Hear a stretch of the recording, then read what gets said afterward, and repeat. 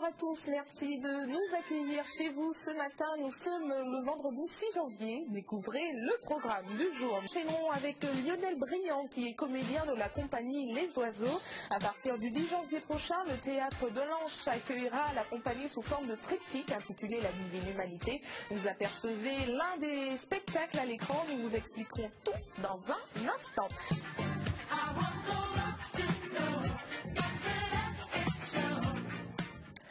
Le théâtre de l'Anche accueille la compagnie Les Oiseaux à partir du 10 janvier prochain. Au programme, un spectacle sous forme de triptyque, 3 représentations différentes. Pour en parler, nous recevons Lionel Briand, qui est l'un des comédiens de la compagnie. Bonjour. Bonjour. Alors, expliquez-nous le concept du spectacle sous forme de triptyque. En fait, ce sont... Triptyque, trilogie, rien à voir. C'est 3 spectacles différents qui peuvent se regarder indépendamment les uns des autres. D'accord. Mais on les réunit sous le vocable de triptyque et sous le même nom, c'est-à-dire la Divine Humanité, parce qu'ils traitent, ils ont un sujet qui leur est commun, c'est-à-dire le rapport à la spiritualité, quel est le sens de notre vie, on va dire, et puis que c'est une seule et même équipe, avec un même dispositif scénique qui évolue à chaque fois, mais enfin qui est toujours le même, avec le même couple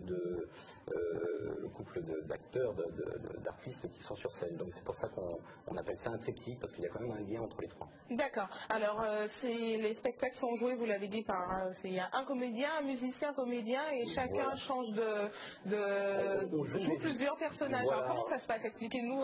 Alors, on appelle ça une épopée burlesque et musicale, parce que c'est 10 histoires qui devraient être jouées par 20 comédiens. Oui. Et d'ailleurs, à la base, ça devait être ça.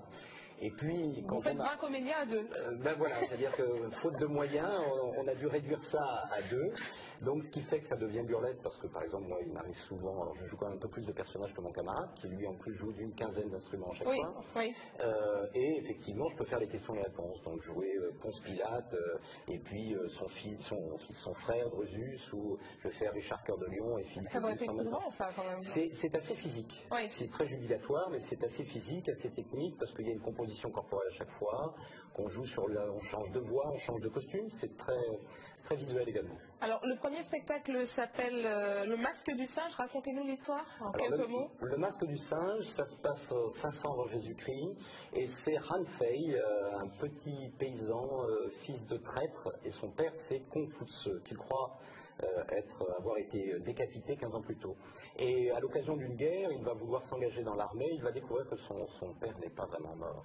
Et donc ça va être cette quête de Ranfei pour retrouver son père, Confucius. Et il va apprendre plein de choses. Voilà. Alors pour donner une idée un peu plus visuelle, enfin on l'aperçoit déjà à l'écran, mais pour leur donner une idée visuelle et puis audio, nous allons proposer aux téléspectateurs un extrait du spectacle Le Masque du Singe. Voilà, découvrez tout de suite.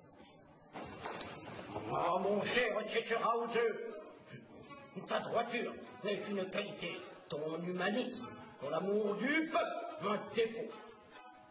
Je ne voudrais pas heurter tes hautes aspirations pour un monde pacifié et heureux. Mais le bonheur du peuple n'a jamais été la préoccupation des rois, chère mère. Le ciel, la compassion du peuple. Ce qu'il désire, le ciel le fait. Le ciel voit par les yeux du peuple, entend par les oreilles du peuple. Ah, je t'en prie, épargne-moi ces fadaises. Le peuple est un troupeau de veaux qu'il faut tantôt piquer de son bâton, tantôt flatter avec quelque avoine pour qu'il accompagne l'histoire que seuls les rois ont devoir d'écrire. Devenez un loup, et le troupeau pourrait bien vous prendre le pinceau des mains et écrire l'histoire sans vous. Alors les 2 autres spectacles pour les semaines suivantes sont Le Fils de l'Homme et Le Cœur du Sage. Alors très rapidement, Le Fils de l'Homme, c'est tout simplement l'histoire de Jésus, revue et corrigée. Ce n'est pas une transcription littérale des évangiles, ce serait difficile, il y en a 4, mais ce n'est pas non plus une pochade, c'est ni chrétien ni anti-chrétien, ça se veut le parcours de l'homme Jésus, du prédicateur, et puis Le Cœur du Sage, c'est les croisades, et c'est l'occasion d'aborder bien sûr l'islam, c'est la 3e croisade entre Richard Cœur de Lion contre Saladin, l'islam, mais surtout la rencontre et la possible harmonie qui peut exister entre les trois religions chrétiennes, juives et musulmanes. La Divine Humanité, parce qu'effectivement ces trois spectacles, plein d'humour, de recul, ça parle quand même de spiritualité. Voilà. Et puis rapidement, vous êtes programmé jusqu'au 28 janvier prochain, vous démarrez bien l'année 2012. Est-ce qu'il y a des vœux des souhaits qu'on peut vous faire pour le début d'année 2012 en tant qu'acteur? Qu'on s'amuse et qu'on prenne beaucoup de plaisir à jouer ces trois spectacles devant un public nombreux. Voilà. Merci d'être venu sur le plateau. Je rappelle que la compagnie Les Oiseaux sera en représentation à partir du 10 janvier à 20h30 au Théâtre de l'Ange dans le 2e arrondissement de Marseille. Des représentations programmées du mardi au samedi jusqu'au 28 janvier prochain.